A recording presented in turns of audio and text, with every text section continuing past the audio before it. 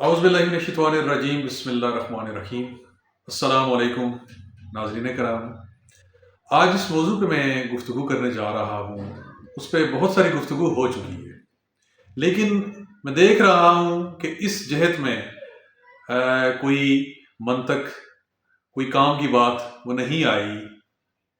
موضوع کراچی میں ہونے والا قتل، یعنی مصطفیٰ عامر کا قتل، اس پہ بہت سارے لوگوں نے بہت ساری باتیں کی ہیں، بہت ساری تفتیش کے نتیجے میں جو چیزیں سامنے آئی ہیں، لیکن ایک معاملہ جس پہ ابھی تک بات میں نے نہیں دیکھی سنی، شاید لوگوں نے بات کی بھی ہو، کہ بحیثیت معاشرہ اور بحیثیت ریاست ہم نے کیا سیکھا اور کیا سیکھنے کی ضرورت ہے، اور کیا غفلت ہے جو برتی جا رہی ہے معاشرے کی طرف سے بھی، افراد کی طرف سے بھی، اور ریاست کی طرف سے بھی۔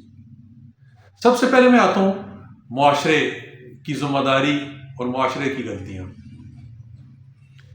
قتل ہونے والا نوجوان، اس کی والدہ بھی یہ کہتی ہیں کہ موج مستی کرتا تھا ان کا بیٹا۔ موج مستی سے مراد ڈرگز لینا، بری صحبت، اور بری صحبت کے نتیجے میں جو کچھ بری حرکات ہوتی ہیں، یقیناً والدین کو اس کے بارے میں معلوم تھا۔ اور دوسری طرف قتل کرنے والا نوجوان ارمغان، اس کے والد کیا کہتے ہیں جی کہ میں خود ریپر، یعنی کہ ریپ جو سانگز ہوتے ہیں ان کا کریٹر ہوں، اور وہ کہتے ہیں جی کہ ریپ جو گانے والے ہیں ان کی زندگیاں کیسی ہوتی ہیں وہ سب کو معلوم ہیں، اور ان کا ابھی بھی جو طور طریقہ، طرز، انداز ہے وہ سب کے سامنے ہے۔ یہ جب سب کچھ ہو رہا ہے تو پھر گلہ کس بات کا، کہ جب ہم اپنے بچوں کی تربیت اس نہج پہ نہیں کریں گے کہ انہیں حلال حرام، اچھائی برائی کی تمیز نہیں بتائیں گے، تو پھر تو اس طرح کے واقعات ہوتے رہیں گے، اور یہ ایک بڑا بھیانک واقعہ بن کے سامنے آ گیا۔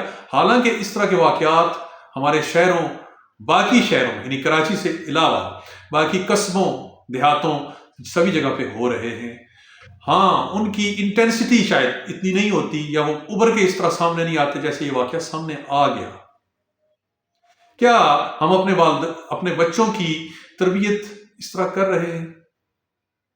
اگر کر رہے ہوں تو پھر ہم گلہ کر سکتے ہیں کہ جناب ایسے واقعات نہیں ہونے چاہیے، ایسے واقعات برے ہوتے ہیں۔ یقیناً برائی کا انجام برا ہی ہوتا ہے۔ اور دوسری طرف ریاست کی ذمہ داری کیا ہے؟ اللہ کا تو فرمان ہے کہ یا ایھا الذین آمنوا کتب علیکم القصاص فی القتل، کہ اے ایمان والو، قتل کے معاملے میں تم پر قصاص فرض کیا گیا ہے۔ قصاص جب نہیں ہوگا تو پھر کیا ہوگا؟ قصاص نہیں ہوگا تو فساد ہوگا، فساد ہوگا تو لوگوں کی جان، مال، عزت، آبرو وہ محفوظ نہیں رہ سکتی اور نہیں رہتی۔ اسی شہر کراچی میں کیا ہوا؟ ہمارے سامنے شاہ رخ جتوئی قتل کرتا ہے شاہ زیب نامی نوجوان کا، کیا اسے سزا ہوئی؟ کیا قصاص قائم ہوا؟ نہیں ہوا۔ ہم بحیثیت ریاست اور بحیثیت معاشرہ ایک اگلے واقعے کا انتظار کرتے رہے، اور پھر وہ واقعات ہوتے گئے۔ نقیب اللہ محسود قتل ہوتا ہے، اور بے گناہ قتل ہوتا ہے، سب کو معلوم ہو جاتا ہے، لیکن اس کا قاتل وہ کیا پکڑا جاتا ہے؟ بالکل بھی نہیں۔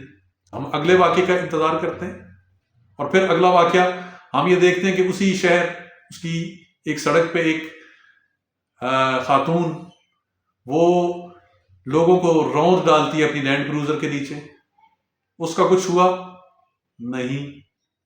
اور اس کے بعد اب یہ قتل، یعنی مصطفیٰ عامر کا قتل سامنے آ جاتا ہے۔